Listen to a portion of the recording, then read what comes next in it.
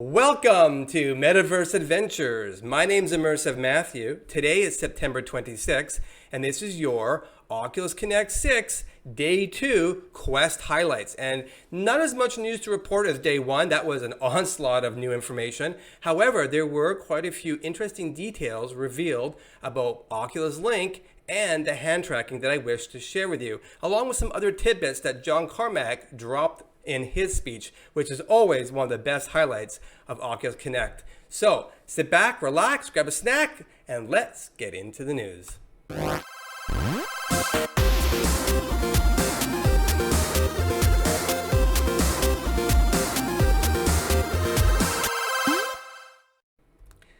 All right, so like I said, not as much to recover, but there are some interesting details here. So if you're interested in the Quest and some of the new things that were announced at OC6, this is the video for you. The first thing we're going to talk about, of course, is Oculus Link. Now, this got quite the buzz yesterday, let me tell you, because it meant a couple things. One, the Rift library now is going to be accessible on your Quest. Now, they did say most, which I thought was interesting. So this is a big plus for Oculus Quest owners, and maybe a little bit of a burn for Oculus Rift S owners who just recently maybe bought their device and now looked at the reality that it's just not the flagship product at Facebook anymore. So that's the kind of reality there. Now, what's interesting, when you say most titles, they haven't gone into a lot of details of what that means exactly, but what we have learned is that developers are able to choose whether or not they want a Rift title to appear in the Quest Link store. So we'll have to see how many adopt it. I'm sure we'll see most, but it's interesting that they made that choice. Now, like I said last time in my yesterday's video, it does link up via USB-C. Now, Mark Zuckerberg said in his speech that pretty much any USB-C cable should work. And while that may be true, most are saying you need to go with a USB 3 cable. Now, they are also going to be offering their own premium optical cable, and this is a bit of a head scratcher for me, especially as I reveal some of the technical specs of Oculus Link and why on earth would they need a optical cable. We'll talk about that more in just a little bit. The cable is going to be $79, so it's not too expensive, and it's going to be 5 meters long. So that's a decent length, actually. That's longer than the Rift, which I never quite liked. 4 meters just was not enough. It's more on par with the Vive, which had a great cable length. So I think this is the right move for Oculus. And what they're saying is that the cable is going to be thinner and lighter than what we see with the Rift. So that's also very interesting. What further is that you can see that it plugs basically here in the video right on the side of your Quest into your USB-C port. And what you don't see is that they're going to include some clips that are going to allow you to mount it to your head strap and have it sort of drape off the back, which makes a lot of sense because that cable on the front already is heavy enough, and now with a cable pulling on it, that would be awful. The one hesitation I do have here is that, we all, for those of you who've done wired, tethered VR, you'll know that from time to time, you get yourself tangled up and you end up yanking it. And my concern would be when you yank that tiny little USB-C connection in the back of your Quest, and maybe those clips will hold it together, maybe they won't. And so that could be some pretty serious damage. If you damage your USB-C port, you've kind of killed your Quest. So that's one hesitation, but I definitely welcome this, and I'm excited to see this when it comes out. Now, the update for this is coming automatically to all Quests sometime in November. They haven't given an exact date of this yet, but I suspect that we're going to see it before Black Friday. I mean, they don't want to miss that big holiday season, especially an $8 cable. That is going to be one heck of a markup. So that's good profit for Oculus.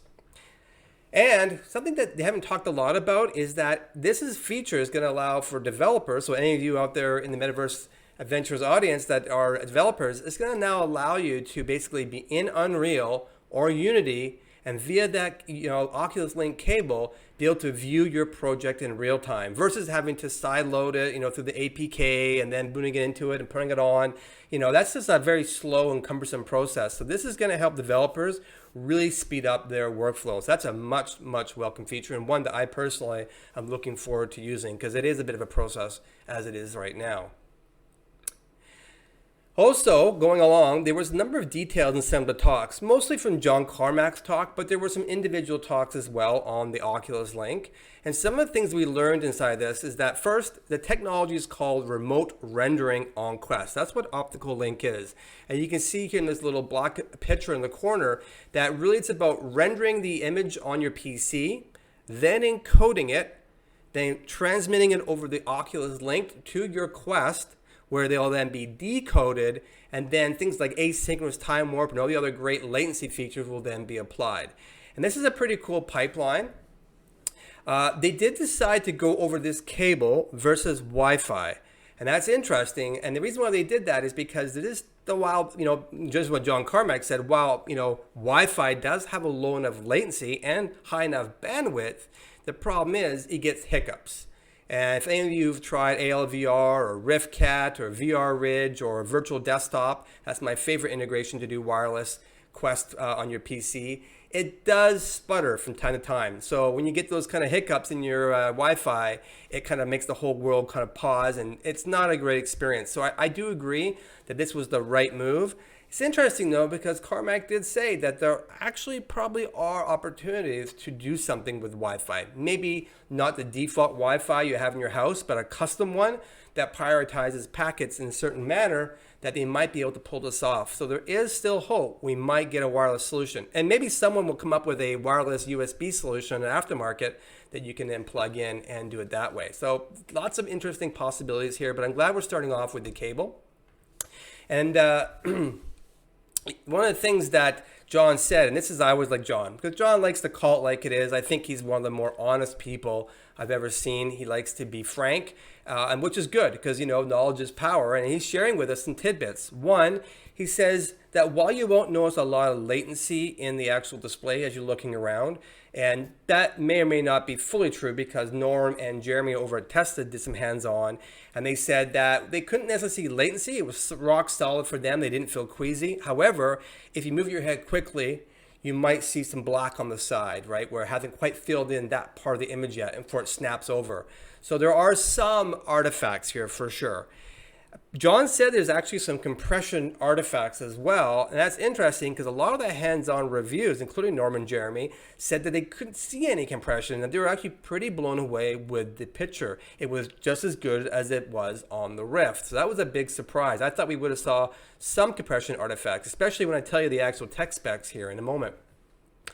The software then, the encoder itself, actually does a foveated rendering encoder. So the middle of your middle of the screen will be high, density, high resolution, and as you go out towards the peripheral, it'll get more and more pixelated. And you don't really notice those peripheral visions, so it's not a huge deal. In fact, this is exactly how the Quest works already. The only difference is if you're on the Rift directly, you won't have that feature. But this is not something that's a deal breaker. You often aren't looking on the sides anyways, but if you do, you will notice it a little bit more grainy. And that's the same, like I said, with the Quest today. All titles are using foveated rendering, or most of them are. And so look for that, but it's not a big deal. And overall, John said that he felt it was an acceptable solution. However, he did feel that there were opportunities to further optimize it. And to my total surprise, he believes that we can actually get the latency lower than on the Rift S. And so that was interesting. He did go into some details. Him and another talk went into some details, and I want to share that with you. So the key areas for reducing latency, and it's kind of one primary thing. There's a bunch of others that he talked about, but this is the big one. This is going to have the biggest impact. You have to understand that first off, the Rift today, the Rift S, has what's called a global shutter. That means that when you, a frame, one frame out of the 72 frames per second, or Rift is, of course, 80 frames per second, each frame is transmitted to the headset as a whole complete package. Whereas the Quest has what's called a rolling shutter, and a rolling shutter is actually allowed to just go one line at a time. So just one line, and one top, and then the next line, and so on and so forth, that paints the whole frame. This allows for a lot less latency. And in fact, if you're able to get if they're able to do it line by line the way John would like to intend, it will actually take out a whole frame of latency, which at 72 hertz is 13.8 milliseconds. That's nothing to sneeze at, because at every millisecond you can take out in that graphics pipeline, this means a more smooth experience, less queasiness, and it will feel more snappy in real time. So that's impressive. So that's how they would actually go about doing that. Problem is, they can't get access to the microcode on side of the controller in the GPU on the Qualcomm chip that they're using inside of the Quest. So right now we're a little bit limited. In fact, kind of funny, John was sort of frustrated at Qualcomm because he just wants to get in there and write the microcode necessary to do this line by line thing. However, the brains over at Oculus, of course, because they're perfectionists over there, they did find another solution. And I want to share that with you because this is important, I think, to understand that there's a lot of thinking that has gone into this product. First, you can see here in this image on the screen right now, the top and the bottom is the same image, the same frame. On the top is the traditional method. I'm going to hit play in a minute and you will see it go from the left over to the right as it then basically encodes and transmits that frame. On the bottom is the interim solution that they've come up with. It's not the line by line, but what instead they've done, they've broken it into thirds, as you can see the lines on the left of that image, and it's going to move that over piece by piece. So as I hit play here, you're going to see how much faster it already is versus the old method. I mean, look at that. It's halfway through the frame on the new way, and the top one hadn't even started loading yet. So you can see how maybe they're not a whole frame yet, but they're darn close to the whole frame. So they've already shaved off maybe 9, 8 milliseconds already, and it can only get better. So this is very, very encouraging. And certainly hands-on with this have said that it really seems like you're playing a Rift, which is pretty amazing. And in fact, the way they've set it up is that when you plug in that USB cord to your PC, the Oculus Link cable, it will go from Quest Store to the Rift Store. So that's pretty cool. When you unplug it, it'll go back to the Quest Store.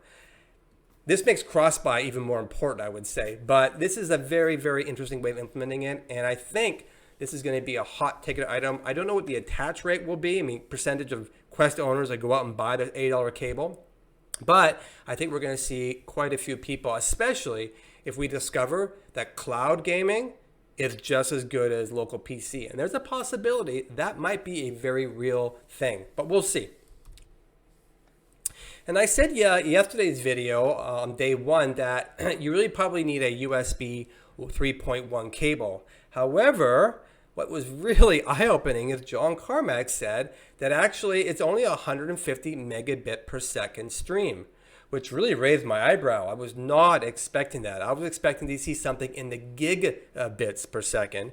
But when you look at the architecture, because they're rendering and then encoding it, basically compressing it, they're able to squeeze a pretty high bandwidth stream into something as small as 150 megabytes, which is a bit of a head scratcher because even USB 2.0 is 480 megabits per second. So it should be able to handle it no problem. In fact, even John Carmack in his talk said this. However, they don't support it. In fact, the cable that comes with your Quest is USB 2.0 and it doesn't support Oculus Link. You're going to have to get a better quality cable. And I'm a little bit scratching my head on this because Mark Zuckerberg said in his speech on day one that virtually any cable should work. Most cables, I think was the exact words. But that's not necessarily true. And so the jury's out on this one. If it's a USB 2 or you can get away with, or do you really need to go out and get a more premium cable? And certainly USB 3, which is a 5 gigabyte per second bandwidth, and USB 3.1, which USB-C, of course, is capable with, is 10 gigabytes per second. And so I'm a little bit miffed as to why they even did any encoding whatsoever. There must be some good reasons for this, or to compress it. There must be some good reasons for that because they certainly had a lot of bandwidth they could have gone.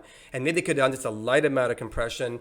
But 10 gigabits per second is high. I mean, the highest standard for display link is like 23, 24 gigabits per second. HDMI was only 10 recently and it jumped up to 18. So the original Rift was only 10.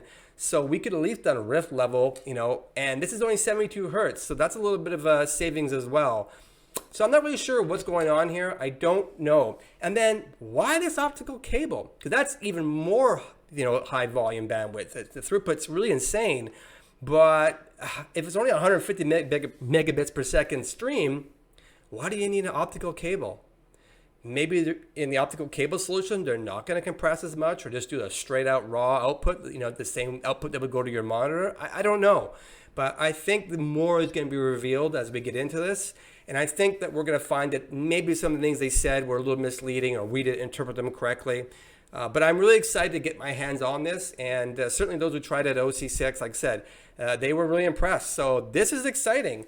Now, I already have PCVR, so I'm not as excited, but I don't like cables, but I really do hope there's some wireless options that work with this Quest Link, because that, for me, would make me want to jump onto PCVR again. But we'll see.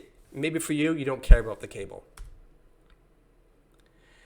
And then the other thing I want to touch on in this video is the Quest hand tracking. And not a lot of details were reviewed here, just a few things. And of course, John Carmack, as always, coming out with laying it down on what the reality is. And he said that the headset is capable of finger and hand tracking. We saw that yesterday, and we saw a lot of demos and the videos you can see here. Looks very accurate, looks very fluid.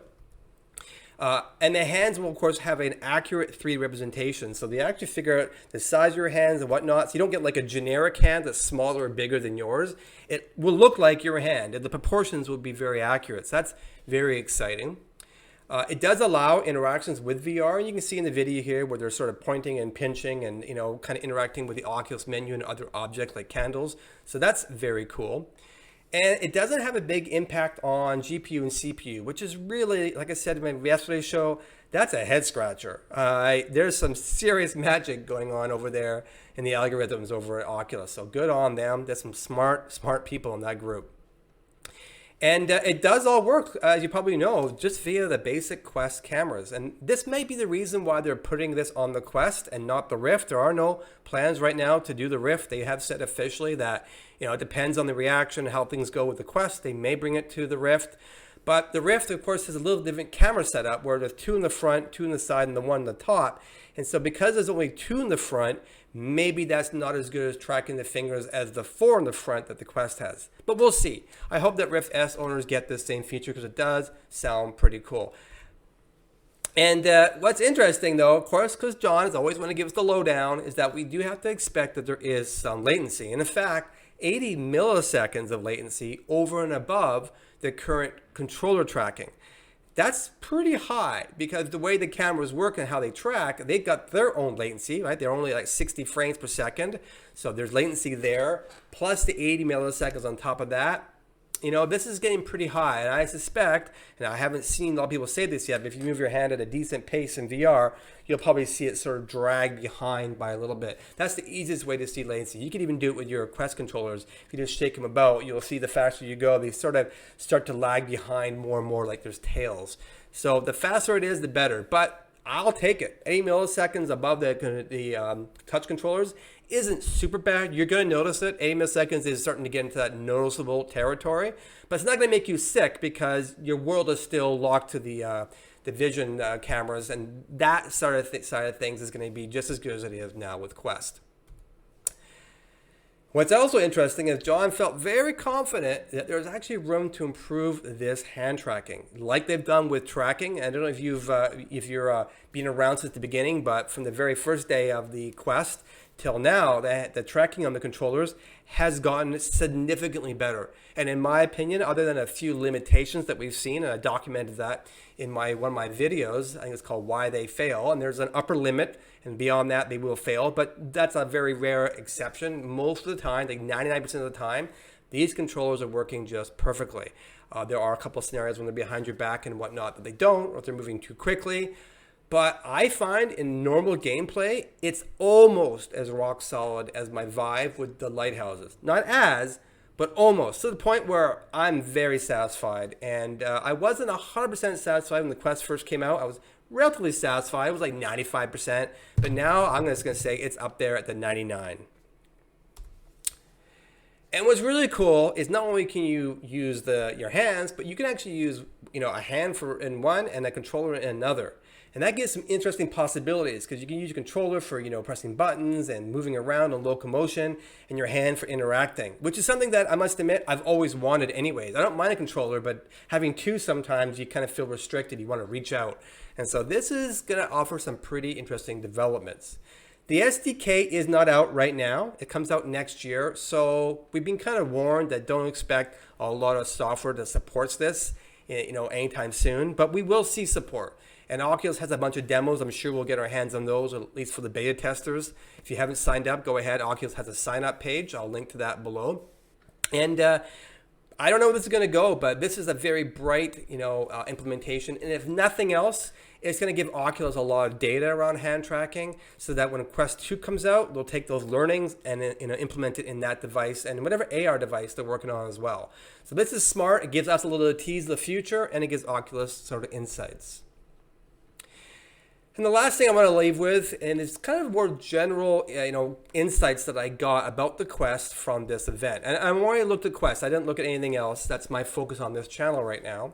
First off, John shared with us that the Quest is the most retentive hardware by far. And by retentive, I mean when someone's bought that unit, and how many times after they bought it are they using it? Are they using it once a month? Are they using it every day? Like, where is it at? And they have found that the Quest is the highest. So this has really woken a lot of people up at Oculus. And really, what they've looked at the data, and they got the Samsung Gear VR, they've got the Go, they got the Rift, they got the Rift S, and now the Quest. And what they've noticed is that it's the friction of getting into VR that has possibly been the detractor. Why retention rates were low with Rift and low with something like Gear VR, because it's a hassle to set up. You're moving around cameras and, tracing out your play space manually, and, you bump your camera, you have to retrace it again. So there's a lot of friction to get in. And when they see the friction low, they see retention go up. So this is the big lesson from Oculus, that inside out tracking is a key thing to their future. So expect more of this going down. And they also share with us, that really an 835 Snapdragon processor is fine. Obviously, it's delivering some pretty great graphics. I mean, go look at Red Matter. It's impressive. But the reason why they chose that processor over the other processor wasn't due to cost. A lot of people were thought, come on, Oculus, don't be cheap. Because when you look at the actual cost difference, on that chip, we're talking, they did a calculation. It was in like the tens of dollars. It was not a huge impact. However, the reason why they went with the 835 is because it was a more proven platform. People have been developing it quite a number of years at that point. Sort of issues and bugs had been worked out. The firmware was rock solid, and they didn't want it to launch on a platform that was a more of a known quantity versus the burning, latest leading edge software, and they have to then discover all the issues and problems, and that just wasn't going to help them get to market very quickly. And overall, John is very confident that you haven't seen nothing yet. There are mountains of things that can be done to continue to optimize this device. And there's room, there's overhead. We're not fully utilizing even the power of the 835 yet. So that's exciting. And Oculus is working on, hoping to free up more memory so that developers have more memory to play with over the OS. But then John joked that as soon as they get more memory freed up, they'll find a way to use it. So we'll see. I don't know how many developers are struggling with the memory. I haven't found it too hard, but I'm not developing a big game. So, I'd love to hear you. If you are, go ahead and comment below. And they also said that the Quest panels actually run at 90 hertz. And this really blew me away. I was not expecting to hear this. I thought they were sort of locked at 72. That's how it is. But the answer is that no, it can run at 90, and they've done tests. You can do it in 90. Certainly your game would have to be graphically a little lower in order to accommodate that, but it can do it. However, it was certified at 72 hertz, and once you had that certification, to get recertified at 90 was just something that would take too long, and they didn't have time to do that before it went to market. But that doesn't mean there's possibilities that maybe Sideload or other developers could unlock a 90 hertz mode. But frankly, I was a little skeptical when it was 90 hertz, 72 hertz was announced, because I've been used to the Vive for the last few years, and the Rift, which are both 90 hertz. And I don't really find a huge difference with 72. I thought it might make me sick and such. Maybe slightly when I first got it, but I don't think it's a massive deal. I'm not really noticing it. How about you? Did you notice the difference between 72 and 90? And of course the Rift S is 80. Do you notice any difference among those? Certainly 120 and 144 I do hear makes a difference, but I haven't tried the Valve Index or other devices yet. So I'd love to hear your comments. Oh, and John said that Gear VR is dead. He gave a eulogy and basically said that they actually poured a lot of money into that platform, especially on the software development side, and they really didn't see the return. So that's too bad. I guess Oculus got a little burn there.